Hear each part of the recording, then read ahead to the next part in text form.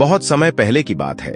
एक घना जंगल था जिसमें विविध प्रकार के पशु पक्षी रहते थे।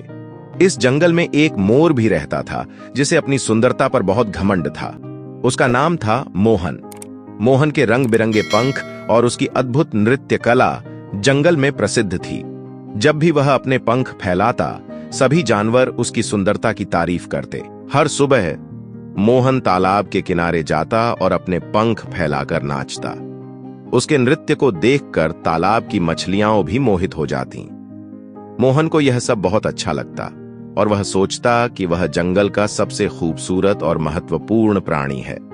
वह अक्सर अन्य जानवरों का मजाक उड़ाता और उन्हें तुच्छ समझता। एक दिन जंगल में एक नया पक्षी आया। उसका नाम था चंदन और वह एक साधारण कौवा था। चंदन बहुत ही समझदार और दयालु था। वह सभी जानवरों के साथ मिलजुल कर रहता और उनकी मदद करता। मोहन ने चंदन को देखकर उसका मजाक उड़ाया और कहा, तुम्हारी काली काली पंखों में तो कोई सुंदरता नहीं है। तुम मेरे जैसे खूबसूरत नहीं हो सकते। चंदन ने मुस्कुराकर कहा, सुंदरता केवल बाहरी रूप में नहीं होती मोहन, असली सुंदरता तो दिल में होती है। मोहन ने इस बात को नजरअंदाज कर दिया और अपने नृत्य में मग्न हो गया। एक दिन जंगल में एक भयंकर तूफान आया। तेज हवा और बारिश से सभी जानवर अपनी अपनी जगह पर छिप गए।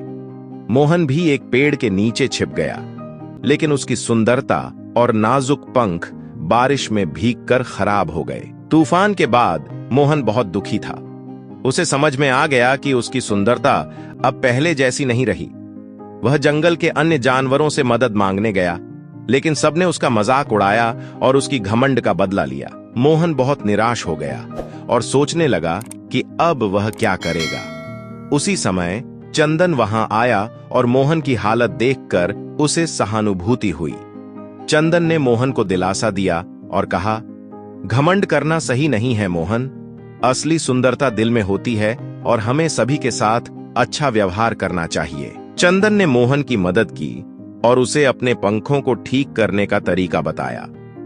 धीरे धीरे मोहन के पंख फिर से सुंदर हो गए, लेकिन इस बार मोहन के दिल में बदलाव आ चुका था। वह अब घमंडी नहीं था।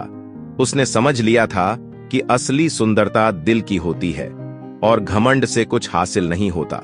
मोहन ने सभी जानवरों से माफी मांगी और उनके साथ मित्रता का हाथ बढ़ाया। अब वह सबकी मदद करता और सभी के साथ मिलकर रहता।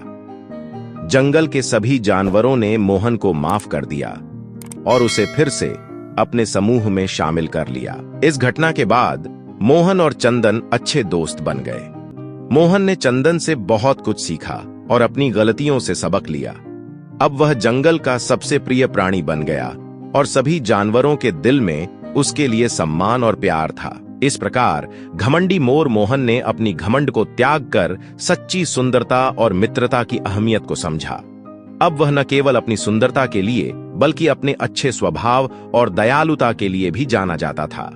मोहन की कहानी जंगल के सभी जानवरों के लिए एक सीख बन गई कि असली सुंदरता बाहरी रूप में नहीं बल्कि हमारे दिल में होती है।